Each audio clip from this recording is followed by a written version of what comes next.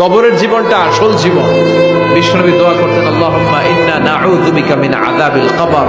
আল্লাহ, আমি আপনার কাছে কবরের আযাব থেকে পানাহ চাই, কবরের আযাব থেকে বাঁচতে চাই। এই কবরের মধ্যে অনেক ফিতনা হবে, অনেক সুয়াল হবে। কবরে প্রশ্ন আছে না নাই? কথা বলেন। প্রথম প্রশ্ন জিজ্ঞেস করা হবে, মার রব্বুক, তোমার রব কে? বলেন, আমাদের রব কে? ওয়া মা দীনুক, তোমার ধর্ম কি? বিষ্ণুবীর চেহারা দেখিয়ে বলা হবে, তাআরিফু মান হাযা রাজুল, এই লোকটারে চিনো? আমরা কি বলবো? আমরা চিনি, উনি আমাদের প্রিয় রাসূল মুহাম্মদুর রাসূলুল্লাহ সাল্লাল্লাহু আলাইহি ওয়াসাল্লাম।